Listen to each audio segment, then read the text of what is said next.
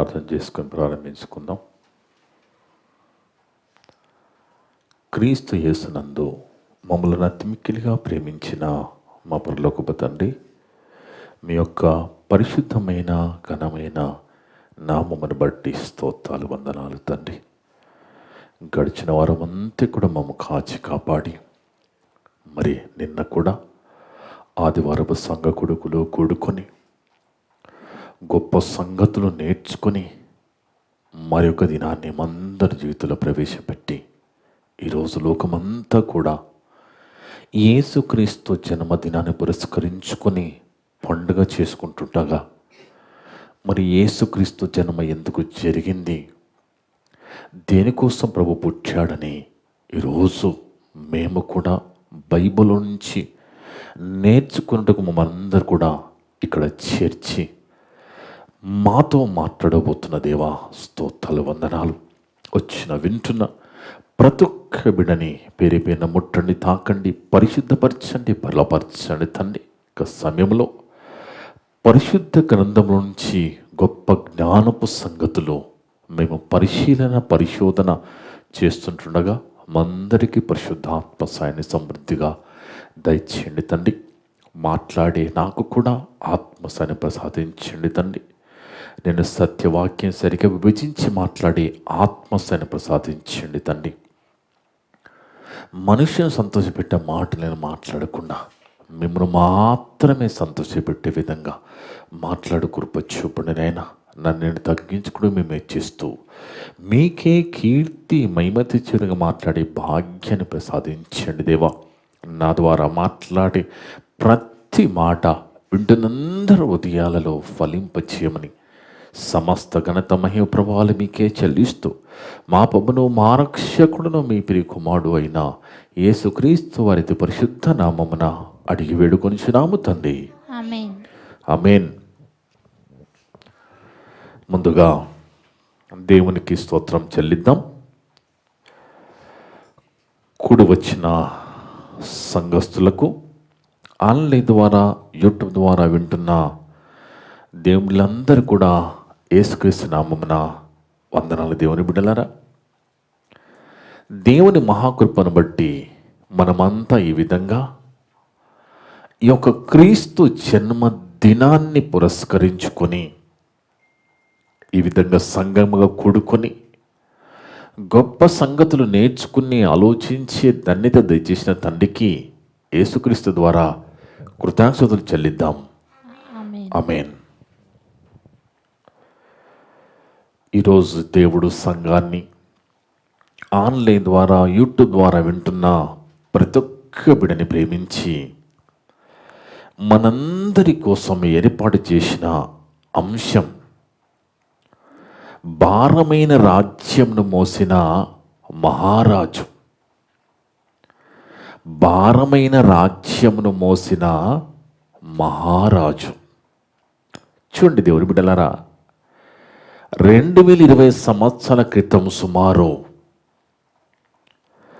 ప్రపంచాన్ని, లోకాన్ని ఉద్ధరించడానికి కుల మత ప్రాంత భేదాలు లేకుండా అందరినీ ప్రేమించి అందరినీ దేవుని దగ్గరకు చేర్చడానికి యేసు అనే ఒక గొప్ప రక్షకుడు జన్మించిన విధానము ఎంత దయనీయంగా ఉందో మనకు బాగా తెలుసు. ఎందుకంటే దేవుని బిడ్డలారా,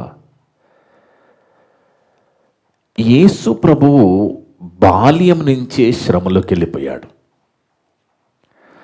రక్షకుడుగా అంటే పుట్టుకతోనే బాల్యములోని రక్షకునిగా పుట్టిన యేసు అలాంటి రక్షకుని చంపడానికి ఎంతోమంది చక్రవర్తులు ప్రయత్నం చేసినప్పటికీ కూడా దేవుడు ఆ బాలుణ్ణి, ఆ యేసుని కాపాడుకుంటూ వచ్చి, ఎందుకంటే లోకానికి రక్షణ కావాలి, ఆయనే రక్షకుడు కనుక లోకానికి రక్షణ వచ్చే వరకు యేసుక్రీస్తు ప్రభువుని కాపాడాడు తండ్రి. అలాంటి యేసుక్రీస్తు జననము ఈరోజు లోకమంతా ఆర్భాటంగా ఆహ్లాదంగా మరి జరుపుకుంటూ ఉంది కదా. నిజంగా ఈరోజు మరి మందిరాల డెకరేషన్లు చూస్తే, మనుషుల డెకరేషన్లు చూస్తే ఒక ఫ్యాషన్ షోలాగా మారిపోయింది. ఫ్యాషన్ షోలోకి వచ్చేంతగా ఉంది తప్ప ఈ ఆర్భాటము ఎంత కనబడుతుందో అంత ఆనందంగా యేసుప్రభు లేడండి. అంత సంతోషంతో యేసుప్రభు లేడు. అందుకే దేవుని బిడ్డలారా, బైబిల్ ఒక మంచి మాట యెషయా గారు రాస్తూ, యెషయా గ్రంథం 9వ అధ్యాయం 6వ వచనం చదువుకుంటే దేవుని బిడ్డలారా, యెషయా గ్రంథము 9వ అధ్యాయము 6వ వచనం, ఏలైనగా మనకు శిశువు పుట్టెను. చూడండి, మనకు కూడా పిల్లలున్నారు, మనకు కూడా దేవుడు పిల్లల్నిచ్చాడు. కొన్ని కుటుంబాల్లో పిల్లలు పుట్టినప్పుడు ఆనందపడుతూ ఉంటాం కదా. మన కుటుంబంలో, ఇతర కుటుంబంలో పిల్లలు పుట్టినప్పుడు ఏ విధంగా ఆనందపడతామంటే, కొంతమంది అయితే కొడుకు పుట్టినప్పుడు మాకు వంశాన్ని నిలబెట్టడానికి పుట్టారని ఎంతో సంతోషపడుతూ ఉంటారు, ఆనందపడుతూ ఉంటారు. కానీ మనకు శిశువులు ఉన్నప్పటికీ కూడా ఇక్కడ ఏం రాస్తున్నాడు యెషయా గారు అంటే, మనకు శిశువు పుట్టెను. చూడండి, అంటే మన కుటుంబములో మన పిల్లలుగా శిశువులు ఉన్నప్పటికీ కూడా మళ్ళా మనకి శిశువు కావాల్సి వచ్చిందని అక్కడ యెషయా గారు రాస్తున్నారు. మనకు శిశువు పుట్టెను, మనకు కుమారుడు అనుగ్రహింపబడెను. చూడండి, శిశువులున్నా, పిల్లలున్నా, కొడుకులున్నా కానీ మనకి మరలా శిశువు అవసరం వచ్చిందట. మనకు అన్నాడు అక్కడ, మనకు శిశువు పుట్టెను. మనకు పుట్టిన శిశువులేమో పెరిగి పెద్దయి ఉద్యోగాలు చేసి మరి కుటుంబాన్ని పోషించి తల్లిదండ్రులు సంతోషపెట్టేవారుగా ఉన్నారు, సంతోషం. కానీ ఇక్కడ పుట్టిన ఈ శిశువు మన కోసమే పుట్టాడు, మనకు శిశువు పుట్టెను, మనకు కుమారుడు అనుగ్రహింపబడెను, ఆయన భుజము మీద రాజ్యభారము ఉన్నది. చూడండి దేవుని బిడ్డలారా, యేసుక్రీస్తు ప్రభువారి పుట్టుక గురించి ఎన్నో ప్రవచనాలు చెప్పబడ్డాయి, ఎన్నో లేఖనాలు చెప్పబడ్డాయి. కానీ ఆ విధంగా ఇక ఎవరి పుట్టుక గురించి కూడా ముందే చెప్పబడలేదు. ఇది గుర్తుపెట్టుకోవాలి. గాంధీ మహాత్ముడుగా మన దేశానికి మరి ఉన్నాడు, గొప్ప మహనీయుడైన. అదే విధంగా గౌతమ బుద్ధుడు కూడా చాలా గొప్పవాడు. ఇక నెల్సన్ మండేలా అనే వ్యక్తి కొన్ని సంవత్సరాలు పోరాటం చేసి జైల్లో ఉన్న వ్యక్తిగా ఆయన చరిత్ర మనం చూస్తాం. వీళ్ళంతా గొప్ప గొప్ప మేధావులుగా మహాత్ములు కనపడ్డప్పటికీ కూడా వీరి పుట్టుక గురించి ముందే ఎక్కడ చెప్పబడలేదు. వీరు పుడతారని, పలానా దేశంలో పలానా ప్రాంతంలో పుడతారని వీళ్ళ గురించి ఎక్కడ కూడా చెప్పబడలేదు. కానీ యేసుక్రీస్తు పుట్టుక గురించి ముందే ప్రవచనాలు చెప్పబడ్డాయి. ఆలోచించాలి మనం. యేసుక్రీస్తు పుట్టుక గురించి ముందే ప్రవచనాలు రాయబడ్డాయి. అంటే యేసుక్రీస్తు పుట్టుక అనేది, యేసుక్రీస్తు జననం అనేది లోకానికి అవసరం, మన కోసమే. మనకు శిశువు పుట్టెను, మనకు కుమారుడు అనుగ్రహింపబడెను, ఆయన భుజము మీద రాజ్యభారం ఉన్నదట. ఈరోజు ఎలక్షన్లు జరుగుతూ ఉన్నాయి, ప్రభుత్వాలు మారుతూ ఉన్నాయి, మంత్రులు, ముఖ్యమంత్రులు, ప్రధానమంత్రులు మారుతూ ఉన్నారు ఎలక్షన్ల ద్వారా. కానీ వారి మీద ఏ రాజ్యభారం లేదు. కానీ వాళ్ళ స్థితి ఏ విధంగా ఉంది అంటే, ముఖ్యమంత్రులను చూసిన, మంత్రులను చూసిన, ప్రధానమంత్రులను చూసిన గొప్ప గొప్ప మేడలు వాళ్ళకి, గొప్ప గొప్ప మేడలు, ఎంత గొప్ప హోదా, ఎంతోమంది గన్మెన్లు, వాళ్ళు డోలు తీసేవాళ్ళు, ఎంతోమంది పరిచయం చేసేవాళ్ళు, పరిచారం చేసేవాళ్ళు వాళ్ళకి. అందుకే ఎగబడతా ఉన్నారు. అక్కడ ఉన్న ఆ ఆనందము, ఆ సుఖము కోసము ఎగబడి నిలబడి మేము మంత్రులుగా, ముఖ్యమంత్రులుగా ఉండాలని ప్రయత్నం చేస్తూ ఉన్నారు.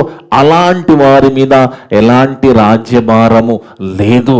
కానీ మన ప్రభువు, మనకు కుమారుడు అనుగ్రహింపబడ్డాడు, ఆయన భుజం మీద రాజ్యభారం ఉన్నదట. ఆలోచించండి, ఏంట రాజ్యభారం? మన ప్రభు మీద ఉన్న రాజ్యభారం ఏంటి?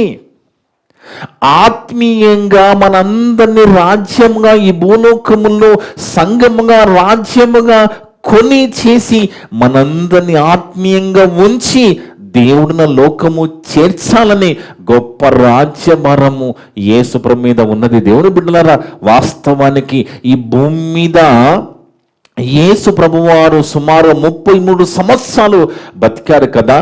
ఏనాడు కూడా ఈరోజు పరిపాలకులు అనుభవిస్తున్న సుఖాలు ప్రభు జీవితంలో లేవు.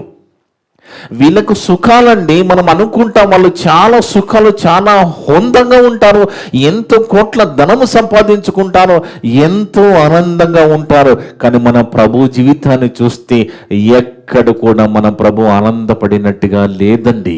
భూమి మీద ఆయనకు ఒక చిన్న ఇల్లు కూడా లేదు, భార్య లేదు, పిల్లలు లేరు, లోక ఆనందం లేదు. కానీ ఆయన మీద, ఆయన భుజం మీద రాజ్యభారం ఉన్నదంటే, ఒంటరిగా వచ్చిన యేసు ప్రభువు వారు అపోస్తలులను వెంట పెట్టుకుని గ్రామ గ్రామము, పట్టణాలు తిరుగుతూ మరి సువార్త చెప్పుతూ, రక్షణ సువార్త చెప్పుతూ వెళ్ళిపోయారు తప్ప ఎక్కడ కూడా ఈరోజు పరిపాలకులకు ఉన్నట్టుగా హోదాలు, ఆస్తులు, అంతస్తులు, సెక్యూరిటీలు లేవు. దేవుని బిడ్డలారా, బాగా ఆలోచించాలి మనం. అంటే ప్రభు జీవితం ఎంత దయనీయంగా ఉన్నదంటే, వాస్తవానికి దేవుని బిడ్డలారా, యేసు ప్రభు వారు బతికిన నాళ్ళు శ్రమలతోనే బతికారండి. యేసు ప్రభు వారు బ్రతికినన్ని రోజులు పుట్టుకతోనే శ్రమలు ప్రారంభమయ్యాయి. పుట్టడముతోనే తూర్పు దేశపు జ్ఞానులు చక్రవర్తి రాజైన హెరోదు రాజు దగ్గరకు వచ్చి అడుగుతున్నారు, యోధుల రాజుగా పుట్టినవాడు ఎక్కడయ్యా? మాకొక నక్షత్రం కనబడ్డది, ఆ నక్షత్రం పట్టుకుని వచ్చాము, ఎక్కడ పుట్టాడని అడిగినప్పుడు అక్కడిని కుట్ర ప్రారంభమైంది. ఆయన ఏమనుకున్నాడు, ఏం మాట్లాడుతున్నాడు చూడండి. మత్తయి సువార్త 2వ అధ్యాయం నుంచి చదివితే, మత్తయి సువార్త 2వ అధ్యాయము 1 నుంచి జాగ్రత్తగా చదివితే, దేవుని బిడ్డలారా, రాజైన హేరోదు దినముల యందు యూదయా దేశపు బెత్లెహేములో యేసు పుట్టిన పిమ్మట, ఇదిగో తూర్పు దేశపు జ్ఞానులు యెరూషలేమునకు వచ్చి, యూదుల రాజుగా పుట్టిన వాడెక్కడ ఉన్నాడు అని అడుగుతున్నారు. యూదుల రాజుగా పుట్టినవాడు ఎక్కడ ఉన్నాడు? తూర్పు దిక్కున మేము ఆయన నక్షత్రమును చూచి ఆయనను పూజింపవచ్చితిమని ఆ రాజులు, మరి ఆ తూర్పు దేశపు జ్ఞానులు ఆ హేరోదు రాజుతో చెప్తా ఉన్నారు. చెప్పిని హేరోదు రాజు ఈ సంగతి విని, ఎందుకు? అప్పటికి రాజుగా ఉన్నాడు, సింహాసనం ఉన్నది, ఎంతో మంది బండ్రవుతులు ఉన్నారు, చెలికెత్తలు ఉన్నారు, ఎంతో ఆనందంగా గడుపుతున్నాడు. అలాంటి రాజు సింహాసనానికి కింద ప్రమాదం వచ్చినట్టుగా ఆయన భయపడిపోయాడు. అక్కడ హేరోదు రాజు అనుకున్నాడు, రాజును నేను కదా, వేరొక రాజు ఏంటి, ఇంకొక రాజు ఏంటి? భయం పుట్టుకుని చూడండి. అక్కడ హేరోదు రాజు ఈ సంగతి విన్నప్పుడును అతనితో కూడిన యెరూషలేము వారందరూ కలవరపడిరి. ఎందుకండి కలవరం? ఆస్తులు లాక్కోవడానికి పుట్టాడనా? ఆస్తులు కొల్లగొట్టడానికి పుట్టాడనా? కలవరపడిపోతున్నారంటే అప్పుడు వరకు మంచి పరిపాలన అధికారం అనుభవిస్తూ హ్యాపీగా ఉన్న వీళ్ళకి మరొక రాజు పుట్టాడని వినపడగానే యెరూషలేములో ఉన్న వారంతా కలవరపడిపోతున్నారట. కాబట్టి రాజు ఇమీడియట్ గా ప్రధాన యాజకులను, ప్రజల నుండి శాస్త్రులను అందరినీ సమకూర్చి ఇమీడియట్ గా మీటింగ్ పెట్టేస్తున్నాడు. మేధావులను, శాస్త్రులను, ప్రధాన యాజకులు ఏంటి రాజు పుట్టడం ఏంటి, నేను కదా రాజుని, వేరొక రాజు పుట్టడం ఏంటి, ఇగో జ్ఞానులు వచ్చి అడుగుతున్నారని మీటింగ్ పెడితే అక్కడ వాళ్ళు ఏం చెప్తున్నారో చూడండి. క్రీస్తు ఎక్కడ పుట్టునని వారిని అడిగాను అంటే క్రీస్తు పుడతాడని హేరోదు రాజుకు తెలుసు. డైరెక్ట్గా యూతుల రాజుగా పుట్టినవాడు ఎక్కడ ఉన్నారని వాళ్ళు అడిగారు. హేరోదు రాజు ఏమంటున్నాడు, క్రీస్తు ఎక్కడ పుట్టునని వారిని అడిగాను. ఎందుకంటే వాళ్ళంతా కూడా పాత నిబంధన ఆ ధర్మశాస్త్ర గ్రంథాలన్నీ చదివిన వాళ్ళు కదా, ప్రధాన యాజకులు, శాస్త్రులు. అందుకే క్రీస్తు ఎక్కడ పుట్టును, మెస్సయ ఎక్కడ పుట్టును అడుగుతున్నాడు హేరోదు రాజు. అందుకు వారు ప్రవచనం ఎత్తి పట్టుకుని చెప్తున్నారు. యేసుక్రీస్తు గూర్చిన ప్రవచనము, మీకా గారు చెప్పిన ప్రవచనం ఇక్కడ మాట్లాడుతున్నాడు. ఏమని? అందుకు వారు యూదయ బెత్లెహేములోనే చెప్పేశారు. ఎక్కడని? నీ విన్నది కరెక్టే రాజా, బెత్లెహేములోనే పుడతాడు.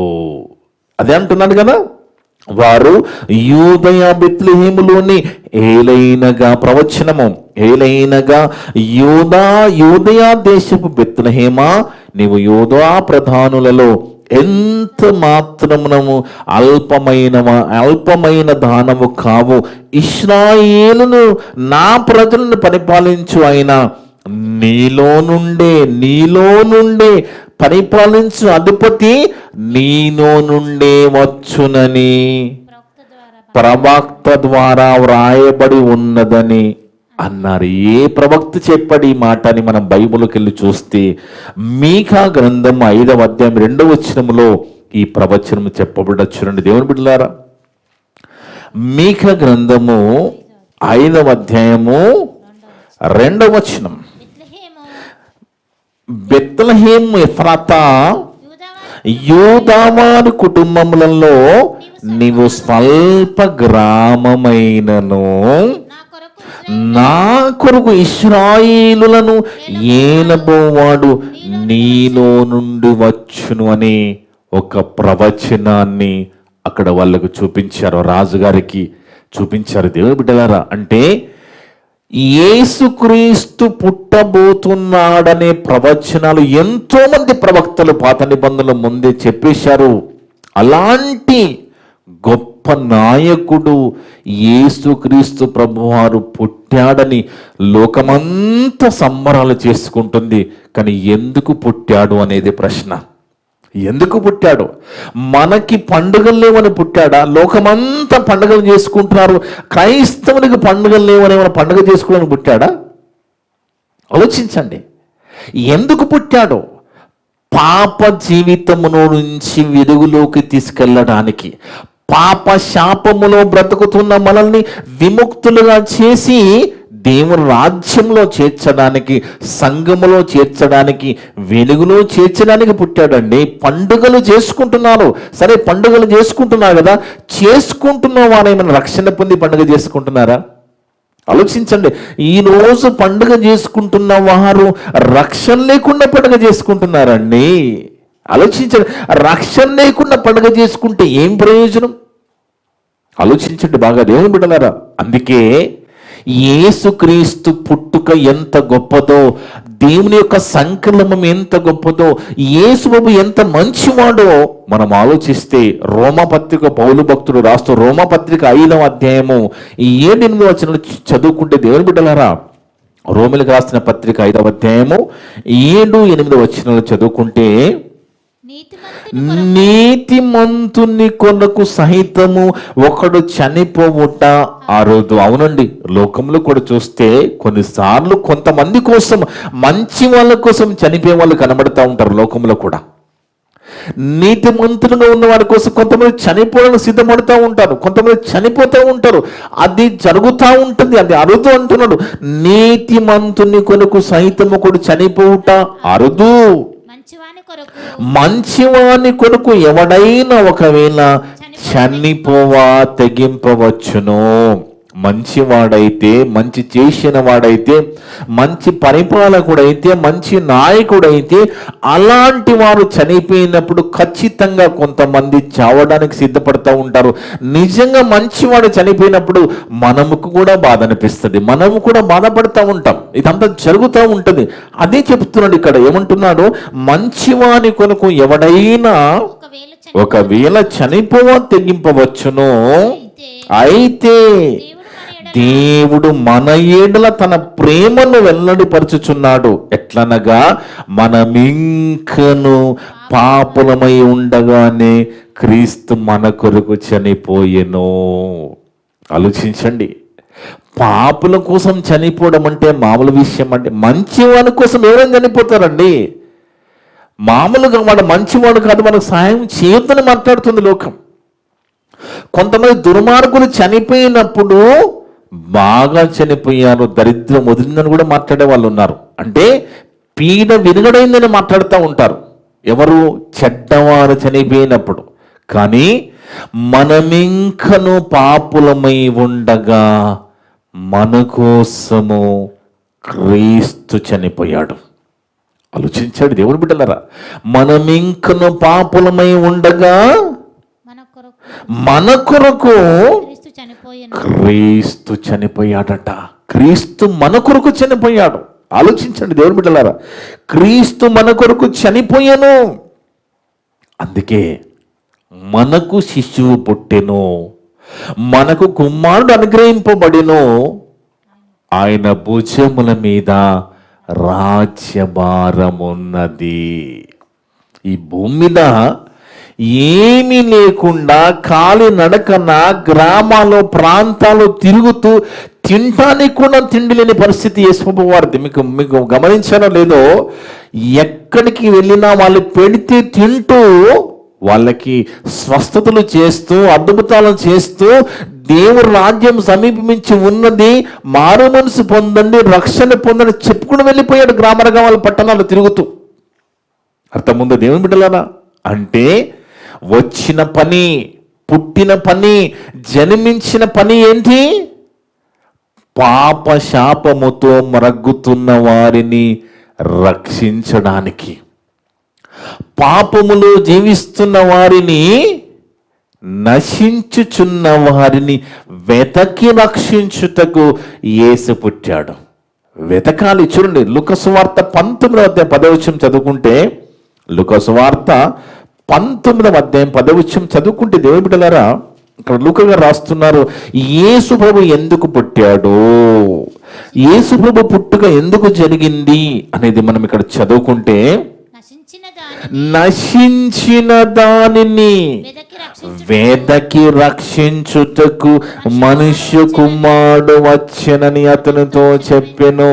ఎందుకు పుట్టాడయ్యా యేసు ప్రభు అని రక్షణ పొందని వాళ్ళ దగ్గరికి వెళ్ళి అడగండి, వాళ్ళు సమాధానం చెప్పలేరు, వాళ్ళ దగ్గర సమాధానం ఉండదు.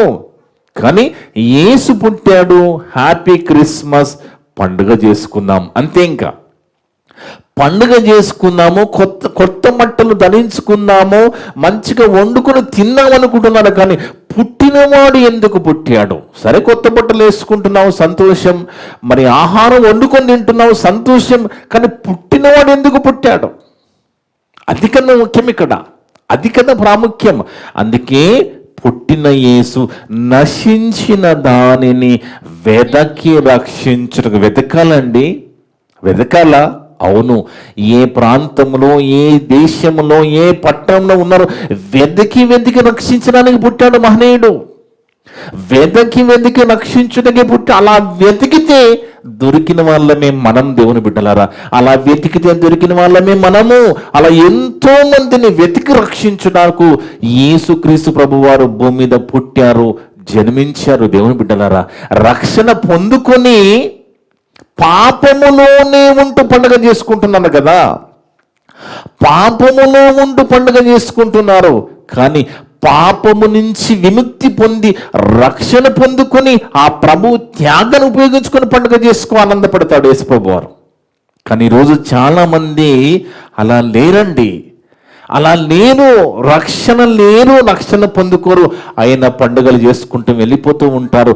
వాస్తవానికి వచ్చిందే రక్షించడానికి కదా. యేసుప్రభు రక్షకుడు కదా. రక్షకుడు ఎవరికి అవసరం అండి? ప్రమాదంలో ఉన్న వారికి రక్షకుడు అవసరం కదా. రక్షక భటుడు ఎవరికి అవసరము? వాళ్ళకి ప్రమాదం ఉన్న వారికి అవసరం కదా. ఇక్కడ రక్షకుడు ఎందుకు అవసరం, ఎవరికి అవసరం అంటే ఎవరైతే పాపములో మ్రగ్గుతున్నారో, పాపములో కొనసాగుతూ ఉన్నారో, పాప జీవితం కలిగి ఉన్నారో అలాంటి వారిని వెతకి రక్షించుటకే రక్షకుడు అవసరం కదా. దేవుని బిడ్డలారా, బాగా ఆలోచించండి. అర్థం కావడం లేదండి మనోళ్ళకి అర్థం కావడం లేదు. హ్యాపీ క్రిస్మస్ చెప్పుకుంటున్నావు, పర్వాలేదు, సంతోషమే. నువ్వు ఆ పండుగ చేసుకుంటున్నావు, సంతోషమే. ఏమర్థమై పండుగ చేసుకుంటున్నావు? మరి ఏమర్థమై నీకు పండుగ చేసుకుంటున్నావు? వచ్చిన ఆయన నిన్ను రక్షించడానికి ఆయనకి భూమి మీద ఏమీ లేదే. నాన్న వాళ్ళు కూడా దూరం పెట్టేశారు కదా మన ప్రభువుని. నాన్న వాళ్ళు దూరం పెట్టారండి, సొంత తమ్ముల దూరం పెట్టేశారు, అసలు స్వజనులు దూరం పెట్టేశారు. కానీ అవేమి పట్టించుకోకుండా భుజముల మీద రాజ్యభారం మోసుకుంటూ వెళ్ళిపోయాడండి. ఎంత గొప్ప రక్షకుడు, ఎంత గొప్ప ప్రభు. ఆలోచించండి దేవుని బిడ్డలారా, బాగా ఆలోచించాలి. ఎందుకంటే వచ్చినైన మామూలుడా అండి? యేసు ప్రభు ఈ ప్రపంచ తెరపై మరి 2020 సంవత్సరాల క్రితం సుమారు పుట్టినైన మామూలైన కాదు కదా.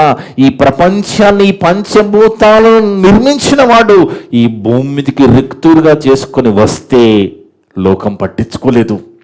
ఈరోజు కూడా అర్థం కాకుండా బతుకుతున్నారు, రక్షణ పొందకుండానే పండుగ చేసుకుంటున్నారు. యేసు ప్రభు వచ్చిందే రక్షించుటకు దేవుని బిడ్డలారా. అందుకే ప్రభువారు సిలువ ఎక్కే ముందు కూడా యెరూషలేము వీధుల్లో మరి సిలువ మోసుకుంటూ వెళుతున్నప్పుడు కూడా ప్రభువారు అక్కడ ఎంతో మంది స్త్రీలు వెంబడిస్తున్నప్పుడు, వాళ్ళు దుఃఖపడుతున్నప్పుడు, వాళ్ళు ఏడుస్తున్నప్పుడు, వాళ్ళు బాధపడుతున్నారు. అయ్యో ఏంటి మా ప్రభుకి ఇలాంటి పరిస్థితిని ఎంతో మంది స్త్రీలు రొమ్ములు కొట్టుకుంటూ ఏడుస్తున్నప్పుడు ప్రభు చెప్పిన మాట, రక్షకుడు చెప్పిన మాట చూడండి. లూకా సువార్త 23వ అధ్యాయం 27-8 వచనాలు చదువుకుంటే దేవుని బిడ్డలారా, లూకా సువార్త 23వ అధ్యాయము 27-28 వచనాలు దేవుని బిడ్డలారా. గొప్ప జన సమూహమును ఆయనను గూర్చి రొమ్ము కొట్టుకొనుచు. ఎందుకు రొమ్ము కొట్టుకుంటున్నారు? అయ్యో ప్రభుని సిలువేయబోతున్నారు, ప్రభుని చంపబోతున్నారని రొమ్ము కొట్టుకుంటున్నారు వాళ్ళు. కానీ వాస్తవానికి ఆ రొమ్ము కొట్టుకుంటున్న వాళ్ళు కానీ, వాళ్ళ కుటుంబాలు కానీ, వాళ్ళ పిల్లలు కానీ ప్రమాదంలో ఉన్నారు. యేసు ప్రభు ఏం ప్రమాదంలో లేడక్కడ. యేసు ప్రభు ప్రమాదంలో లేడు. ఆయన వచ్చిందే చనిపోవుటకు, వచ్చిందే ప్రాణం పెట్టుటకు, వచ్చిందే రక్షించుటకు, వచ్చిందే మనల్ని పాపము నుంచి విముక్తి చేసి ఎంత కష్టమైన, ఎంత శ్రమైన అనుభవించి మనకు రక్షణ ప్రసాదించుటకి మన ప్రభు పుట్టాడు, లోకములకు వచ్చాడు. అందుకే దేవుని బిడ్డలారా, బాగా మనసు పెట్టి ఆలోచించండి. చదవమ్మా. గొప్ప జన సమూహమును ఆయనను గూర్చి రొమ్ము కొట్టుకొనుచు దుఃఖించుచున్న చాలా మంది స్త్రీలను ఆయనను వెంబడించిరి. యేసు వారి వైపు తిరిగి, యెరూషలేము కుమార్తెలారా, నా నిమిత్తం ఏడవకండి, నాకేం ప్రాబ్లం లేదు. నేను వచ్చిందే ప్రాణం పెట్టడానికి, నేను వచ్చిందే మిమ్మల్ని రక్షించడానికి. నేను ఇప్పుడు చనిపోతే తిరిగి లేస్తాను, నేను చనిపోతే నా తండ్రి దగ్గరికి వెళుతాను. కానీ మీకోసం, మీ పిల్లల కోసం ఏడవండి అంటున్నాడంటే అర్థం ఏంటండి? అది అంటున్నాడు అక్కడ, యెరూషలేము కుమార్తెలారా నా నిమిత్తం ఏడవకండి, మీ నిమిత్తమును మీ పిల్లల నిమిత్తమును ఏడవండి. ఎందుకంటే మీరు మీ కుటుంబం మీ పిల్లలు ఎలాగున్నారో చూసుకోండి, దాని నిమిత్తం ఏడవండి. అలా ఏడిచి రక్షణ పొందుకొని మీరు దేవుని దగ్గరికి వచ్చే విధంగా బ్రతకండి అంటున్నాడు తప్ప ఆయన ప్రమాదంలో ఉన్నారని లోకం అనుకుంటుంది, వాళ్ళు అనుకుంటున్నారు. కానీ యేసు ప్రభువు వారు ఆ సమయానికి ప్రమాదంలో లేరు. చనిపోగానే తిరిగి పరదేశులకు వెళ్ళి 3వ దినాన లేస్తాడని మన గొప్ప రక్షకుడికి తెలుసు. అంటే ఏమర్థం చేసుకోవాలి దేవుని బిడ్డలారా? వచ్చింది ప్రాణం పెట్టడానికి, వచ్చింది రక్తం చిందించడానికి. అసలు యేసు ప్రభువు రాకపోతే లోకానికి రక్షణే లేదు. అర్థముంది దేవుని బిడ్డలారా? కానీ అది అందరూ నవ్వులాటగా తీసేస్తున్నారు. కొంతమంది మత పిచ్చి పట్టిన వాళ్ళు ఇదేదో కామెడీలాగా మాట్లాడుకుంటున్నారు. కానీ చనిపోయిన తర్వాత విషయం అర్థమవుతుందండి. చనిపోయిన తర్వాత వాస్తవం అర్థమవుతుంది. కానీ వాస్తవం అప్పుడు అర్థమైనా అక్కడ వినేవాళ్ళు ఉండరు. ధనవంతుడు అక్కడ పోయినాక మారుమనసు పొందాడు. ధనవంతుడు చనిపోయిన తర్వాత మారుమనసు పొందాడు. ఉపయోగం లేదు. నేడే మారుమనసు, నేడే రక్షణని బైబిల్ చెప్తున్నది దేవుని బిడ్డలారా. అందుకే అంత గొప్ప యేసు ప్రభు జన్మదినమును జరుపుకుంటున్నామంటే నిజంగా నువ్వు రక్షణ పొందుకొని ఆ ప్రభు త్యాగాన్ని ఉపయోగించుకొని పండుగ జరుపుకో. అప్పుడు నీవు ఆనందపడతావు, నీకోసం ప్రాణం పెట్టిన యేసు ప్రభు కూడా ఆనందపడతాడండి. మనము చేసుకున్న పండుగ ప్రభును సంతోషపెట్టే విధంగా ఉండాలి తప్ప బాధ పెట్టే విధంగా ఉండకూడదు. అందుకే చూడండి, లూకా సువార్త చివరిగా 2వ అధ్యాయంలో, లూకా సువార్త 2వ అధ్యాయము 10వ వచనం చదువుకుంటే దేవుని బిడ్డలారా, లూకా సువార్త 2వ అధ్యాయం 10వ వచనం మనము చదువుకుంటే, అయితే ఆ దూత భయపడకుడి.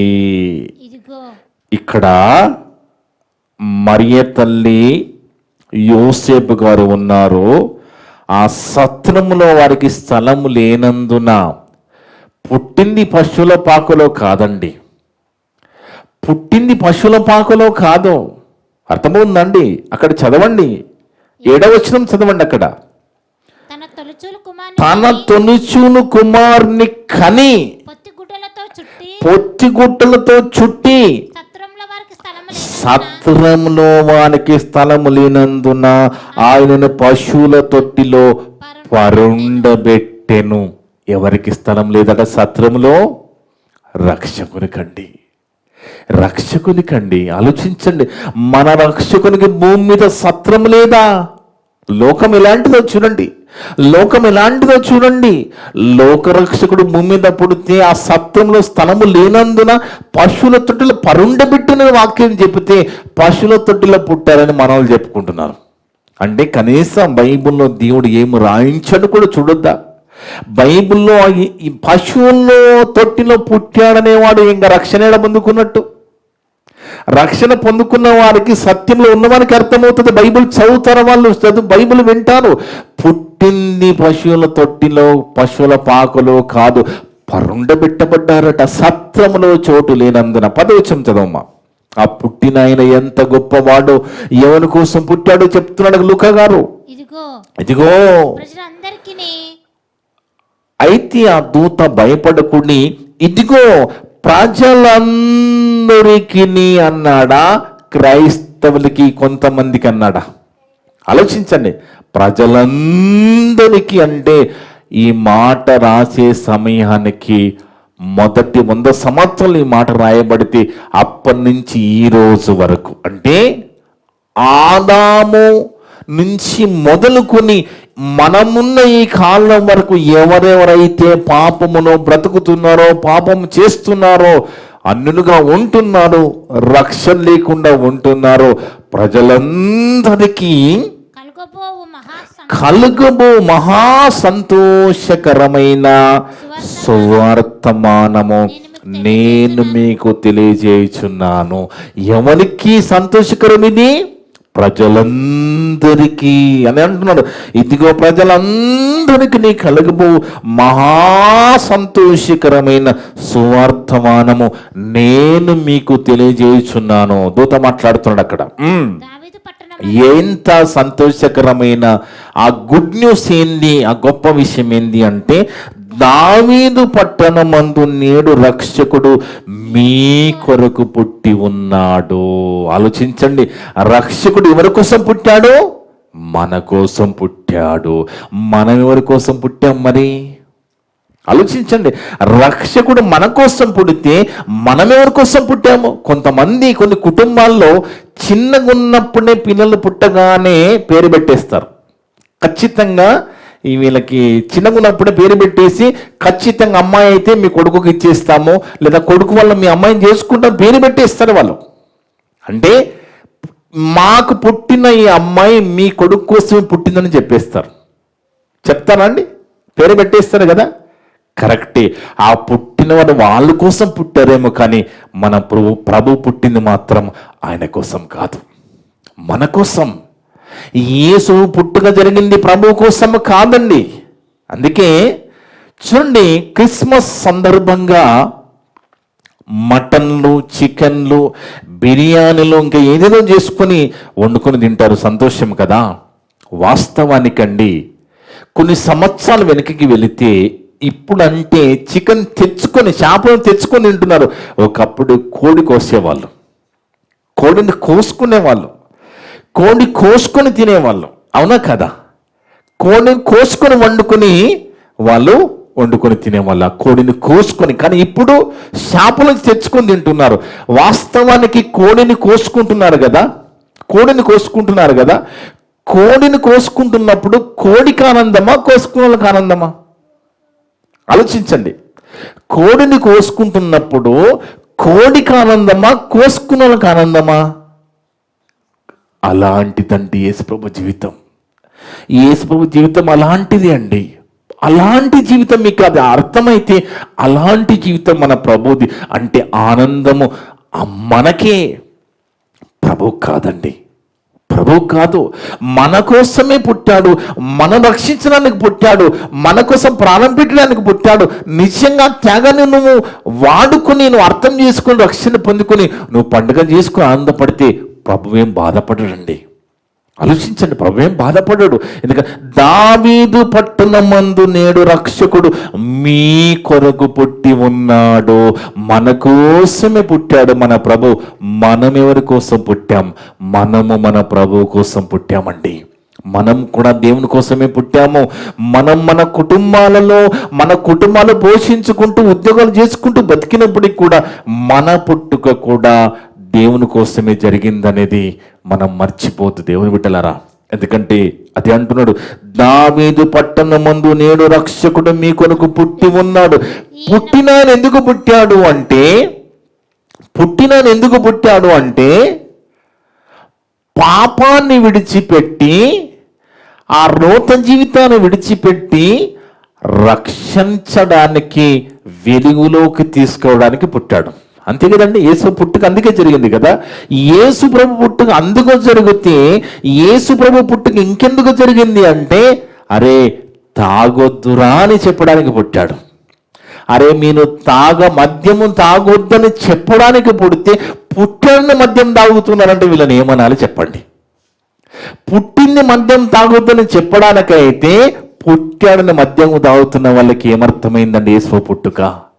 అరే వ్యభిచరించవద్దు, ఘోరాలు నేరాలను చేయవద్దు, మంచిగా, నీతిగా, యథార్థంగా, పరిశుద్ధంగా బ్రతకండి చెప్పడానికి పుడితే, ఆ ప్రభు పేరు మీద చేసే పాపపు పనులు ఎన్ని ఉంటాయో ఈరోజు మీరు కావాలంటే వెళ్ళి చూడండి లోకంలో. మీరు గమనించండి, పండుగ పేరు మీద ఎలాంటి జరుగుతాయో, ఎలాంటి కార్యక్రమాలు, ఎలాంటి పాప పనులు చేస్తారో మీరు గమనించండి దేవుని బిడ్డలారా. యేసు ప్రభు చేసిన త్యాగం అండి. భూమి మీద ఇంకా పాపము చేస్తూ బ్రతకడానికి కాదు, పాపాన్ని విడిచిపెట్టి ప్రభులకు రావడానికి, రక్షణ పొందుకోవడానికి పుట్టాడు. ఆలోచించండి దేవుని బిడ్డలారా. ఎందుకంటే ప్రభు పుట్టింది గొప్పల కుటుంబంలో పుట్టలేదండి, ఒక పెద్ద మహారాజుల కుటుంబంలో పుట్టలేదు, ఒక పేద కుటుంబం అండి. పేద కుటుంబం. మరియా యోసేపుల కుటుంబం చాలా పేద కుటుంబం. వాస్తవానికండి ఒక స్త్రీగా భర్తను కలవక ముందే గర్భం ధరించిందంటే ఎంత అవమానం దేవుని బిడ్డలారా, ఎంత అవమానం ఆ తల్లి భరించిందో మీరు ఆలోచించండి. ఆ మరియ తల్లి చాలా అవమానాలు పడ్డది. ఎందుకంటే ఆ కాలానికి, ఇప్పుడంటే లోకము చెడిపోయి నాశనకి వెళ్ళిపోతుంది, కానీ ఆ కాలములో ఒక పల్లెటూరులో ఒక స్త్రీ, కన్యకగా ఉన్న స్త్రీ గర్భం ధరించిందంటే ఎలాంటి పరిస్థితి ఉంటుందో ఊహించండి దేవుని బిడ్డలారా. చాలా నిందల అవమానాలు భరించింది, గొప్ప రక్షకుని కన్నది. అంటే ఎన్నో శ్రమలు అనుభవించింది, ఎన్నో బాధలు పడ్డది, నిందలు పడ్డది. అలాంటి ఆ మరియ తల్లి గర్భం ద్వారా దేవుడు యేసు ప్రభువును భూమి మీదకి తీసుకొని వచ్చాడు. అదే అంటున్నాడు, దావీదు పట్టణమందు నేడు రక్షకుడు మీ కొరకు పుట్టి ఉన్నాడు. ఈయన ఎవరు అంటే ప్రభు అయిన క్రీస్తు. దానికిదేమి కానవాలు, ఒక శిశువు పొత్తి గుడ్డలతో చుట్టబడి ఒక తొట్టిలో పండుకొని ఉండుట మీరు చూచెదరని వారితో చెప్పెను. ఎక్కడట? దేంతో చుట్టబడి? పొత్తి గుడ్డలు. అంటే ఏంటండి పొత్తి గుడ్డలు? అంటే ఏంటి? అమ్మల పాత చీరలు ఉంటాయి కదా, అమ్మల పాత చీరలు, చినిగిపోయిన చీరలు, వాటిని చించి 1-2కి వాడడానికి అలాంటి చీర ముక్కలు ప్రభువుకి చుట్టారట. మనం మన పిల్లలకి చూస్తాం, ఇలా చేస్తామండి. మన పిల్లలకైతే డైపర్స్ వచ్చేసి ఆ డైపర్లు 1-2 అదే మూట కట్టుకొని తిరుగుతూ ఉంటారు. అవునా కదా? ఒక కోతి పిల్లని తిప్పినట్టుగా 1-2 దాంట్లోనే డైపర్స్. కానీ మన ప్రభు పుట్టినప్పుడు పొత్తి గుడ్డలు. అంటే ఆలోచించండి, పొత్తి గుడ్డలో మన పిల్లలు ఉండరండి. కానీ యేసు ప్రభు ఆ పుట్టుక ఎంత దయనీయంగా ఉన్నదంటే, పొత్తి గుడ్డలతో చుట్టి ఒక తొట్టిలో పరుండబెట్టారంటే, ఒక నిరుపేద కుటుంబములో పుట్టిన యేసు ప్రభువారు ఆయన పేదవాడు కాదు, పేదవాడుని పుట్టలేదు. ఎందుకంటే అక్కడి నుంచే జీవితం ప్రారంభించి మనల్ని దేవుని పరలోక రాజ్యానికి వారసులుగా చేయటకే అంతగా తగ్గించుకున్నాడండి, అంతగా తగ్గించుకున్నాడు. ఆలోచించండి దేవుని బిడ్డలారా, ప్రభు చేసిన త్యాగం, ఆయన పుట్టుక రీతి, ఆ దయనీయమైన పరిస్థితి. ఎందుకంటే ఈ లోకాన్ని ఉద్ధరించడానికి, కుల మత ప్రాంత భేదాలు లేకుండా అందరిని ప్రేమించి, అందరిని సమానంగా ప్రేమించి, అందరిని ఉద్ధరించి పరిశుద్ధులుగా మార్చి పరలోక వారసులుగా చేయడానికి యేసుక్రీస్తు ప్రభువు వారు భూమి మీదకి రావడం, పుట్టడం జరిగింది. అందుకే పుట్టడం అనే పదం కంటే వచ్చాడని రాయబడింది బైబిల్లో. పుట్టడం అని ఉన్నది, వచ్చాడని ఉన్నది. ఆ వచ్చాడని పదం ఒకసారి చూసుకొని ముగించుకుందాం. హెబ్రీ పత్రిక 10వ అధ్యాయంలో, హెబ్రీకి రాసిన పత్రిక 10వ అధ్యాయము ఎందుకు పుట్టాడో చెప్తున్నాడు అక్కడ. ఎందుకు యేసు పుట్టుక జరిగింది, యేసు ప్రభు ఎందుకు జన్మించాడు, ఎందుకు ఇన్ని నిందలు అనుభవించాడు, ఎందుకు ఇంత అవమానాలు పొందాడు, ఎందుకు ఇన్ని కష్టాలు పడ్డాడు, ఎందుకు ఇన్ని శ్రమలు పడ్డాడు, ఎంతోమంది చక్రవర్తులు చంపడానికి చూసిన దేవుడు ఎందుకు యేసు ప్రభువును కాపాడి మనకి రక్షకుడుగా ఉంచాడని అక్కడ రాస్తున్నాడు. చూడండి, హెబ్రీ పత్రిక 10వ అధ్యాయము 3 నుంచి చదవమ్మా. అయితే ఆ బలులు అర్పించుట చేత ఏటేట పాపములు జ్ఞాపకం వచ్చుచున్నవి. పాత నిబంధనల కాలంలో ధర్మశాస్త్ర ప్రకారంగా పాపానికి బలు ఉన్నాయి కదా. ఒక పాపం చేస్తే ఒక బల్లి, పాపం చేస్తే ఒక గొర్రె పిల్ల, పాపం చేస్తే మేకపిల్ల. ఇప్పుడు ఒక అలాంటి పెడితే మన పరిస్థితి ఏంటండి? ఒక గొర్రె పిల్ల మేకపిల్ల కొనగలమా మనము? ఒక పాపానికి ఒక గొర్రె పిల్ల, ఒక పాపానికి మేకపిల్లలు బలిచ్చే పరిస్థితి. అదే చెప్తున్నాను. అలా చేస్తున్నప్పుడు ఏటేట పాపములు జ్ఞాపకం వచ్చుచున్నవి, ఏలైనగా ఎడ్ల యొక్కయో మేకల యొక్కయో రక్తము పాపములను తీసివేయుట అసాధ్యం. చూడండి, ఎడ్ల యొక్కయో మేకల యొక్కయో రక్తము పాపమును తీసివేయట అసాధ్యము. కనుక అసాధ్యమైన దాన్ని పక్కకు పెట్టి చెప్తున్నాడు ఇక్కడ. కాబట్టి ఎందుకు పుట్టాడు? కాబట్టి ఆయన ఈ లోకమందు ప్రవేశించుచున్నప్పుడు. అంటే ఇక్కడ పుట్టక ముందు ప్రభువారు లేరా? ఇక్కడ కన్య గర్భం ద్వారా మరి మనుష్య రీతిగా పుట్టాడు. పుట్టక ముందు ప్రభు లేడా అంటే తండ్రి దగ్గర ఎప్పటి నుంచో ఉన్నాడు. మొదటి కుమారుడుగా తండ్రి దగ్గర ఎప్పటి నుంచో అప్పటికే ఉన్నాడు. అందుకే ఇక్కడ ప్రవేశించినప్పుడు రాస్తున్నాడు ఇక్కడ. కాబట్టి ఆయన ఈ లోకమందు ప్రవేశించున్నప్పుడు ఇలాగూ చెప్పుచున్నాడు, బలియు అర్పణను కోరలేదు కానీ నాకొక శరీరమును అమర్చితివి, పూర్ణ హోమములను పాప పరిహార హార్ద బలు నీకు ఇష్టమైనవి కావు. అప్పుడు నేను గ్రంథపు చుట్టలో నన్ను గూర్చి వ్రాయబడిన ప్రకారము దేవా నీ చిత్తం నెరవేర్చుటకు ఇదిగో నేను వచ్చి ఉన్నాను అంటున్నాడు యేసుప్రభు వారు. అంటే వచ్చింది శరీరం నలగొట్టుకోవడానికి, శరీరాన్ని బలివ్వడానికి, ప్రాణం పెట్టడానికి పుట్టాడు. కానీ ప్రభువు కోసం కదా పుట్టింది, మన కోసం, లోకం కోసం. ఆలోచించండి, మన కోసం, మీ కొరకు, మన కొరకే ప్రభు పుట్టాడు, మన కొరకే వచ్చాడు. వెళ్ళిపోయి సుమారు 2020 సంవత్సరాలు, సుమారు 2000 సంవత్సరాలు గడిచిపోయింది. కానీ ఇప్పటికి కూడా ప్రభు పుట్టుక అర్థం కాకపోతే ఏం చేయాలి వీళ్ళని? ఆలోచించండి, ఏం చేయాలండి వీళ్ళని? ఇంక ఎలా తెలుసుకుంటారో చెప్పండి, ఎలా తెలుసుకుంటారో? ఎందుకంటే అంత గొప్ప త్యాగము, అంత గొప్ప భారము, భుజముల మీద రాజ్యభారము మోసుకొని యేసుప్రభు వారు అంత కష్టపడి అన్ని శ్రమల నిందలు పడి మరి చనిపోయి తిరిగి 3వ నాడు లేచి తండ్రి కుడిపార్శ్వంలో కూర్చొని మన కోసం విజ్ఞాపన చేస్తున్నాడు ఈ రోజుకి. అంటే ఆలోచించండి దేవుని బిడ్డలారా, యేసుక్రీస్తు పుట్టుక మన కోసం జరిగింది. మన పుట్టుక కూడా దేవుని కోసమే. యేసు మన కోసం పుడితే మన పుట్టుక ప్రభు కోసం. ప్రభువుని ప్రకటించాలి, ప్రభు పనిలో ఉండాలి, ప్రభు గురించి తెలియజేయాలి. అవునా కదా? అవును దేవుని బిడ్డలారా, ఒక కుటుంబంలో కుమారులు లేదా కుమార్తెలు ఉన్నప్పుడు తల్లిదండ్రులు ఎప్పుడు సంతోషపడతారంటే వాళ్ళు పెద్దయి ప్రయోజకులై ఆ తల్లిదండ్రులు మంచిగా చూస్తున్నప్పుడు ఆ తల్లిదండ్రులు సంతోషపడతారు. అవునా కదా? ఇది మనకు అర్థమవుతే తల్లిదండ్రులు సంతోషపెట్టడంతో పాటు దేవుణ్ణి కూడా సంతోషపెట్టాలి మనం.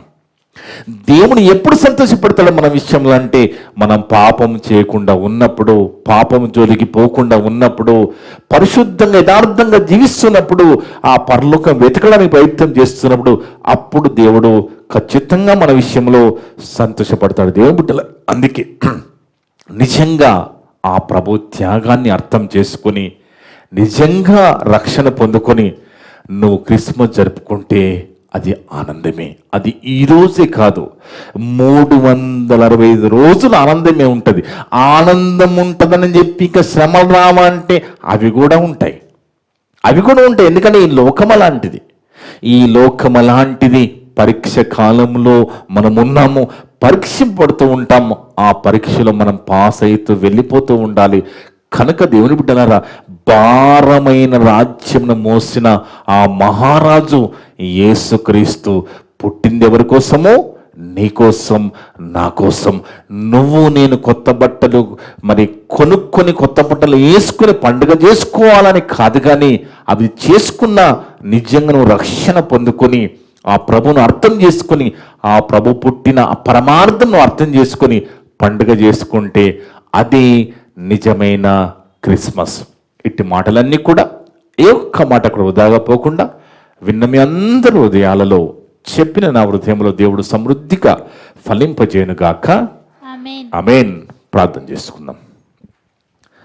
మమ్మలను మిక్కిలిగా ప్రేమించిన మా పరలోకపు తండ్రి, మీ యొక్క పరిశుద్ధమైన ఘనమైన నామమును బట్టి స్తోత్రాలు వందనాలునైనా. గొప్ప దేవుడవునైనా, గొప్ప మాటలు ఈ దినాన అందరితో మాట్లాడిన విధానం బట్టి స్తోత్రాలు వందనాలు. మేము గొప్పవారము కాదు, కానీ అసలైన మరి క్రిస్మస్ ఏంటో, నిజంగా యేసు ఎందుకు పుట్టాడో తెలుసుకునే భాగ్యాన్ని మాకు ప్రసాదించిన దేవా స్తోత్రాలు వందనాలు. అవును తండ్రి, మా ప్రభు మా కోసమే పుట్టాడు నైనా, మా కోసం మీరు పంపించారు నైనా. ఆ పుట్టింది మేము పండుగ చేసుకొని పక్కకు పెట్టడానికి కాదు, కానీ పండుగ చేసుకున్నప్పటికీ కూడా ఆ రక్షణ పొందుకొని ఆ రక్షణ భాగ్యాన్ని కాపాడుకుంటూ చివరి వరకు ఆ రక్షణలో కొనసాగుతూ మీరున్న లోకము రావాలని, అలా పరలోక వారసులుగా చేయటకే మా ప్రభు పుట్టారని మాకు అర్థమైంది నాయన. అందుని బట్టి స్తోత్రాలు చెల్లిస్తున్నాం. ఇప్పటి వరకు నా ద్వారా మాట్లాడిన ప్రతి మాట విన్నందరి హృదయాలలో ఫలింపచేయండి తండ్రి. మేమంతా కూడా కేవలం వాక్యము చదివి విని వదిలిపెట్టి మమ్మల్ని మేము మోసపరుచుకోకుండా విన్న మాటల ప్రకారంగా జీవించే ధన్యత దయచేయమని సమస్త ఘనత మహిమ ప్రభావాలు మీకే చెల్లిస్తూ మా ప్రభును మా రక్షకుడును మీ ప్రియ కుమారుడు అయిన యేసుక్రీస్తు వారి పరిశుద్ధ నామమున అడిగి వేడుకొనిచున్నాము తండ్రి. ఆమేన్. మీ అందరికీ వందనాలు.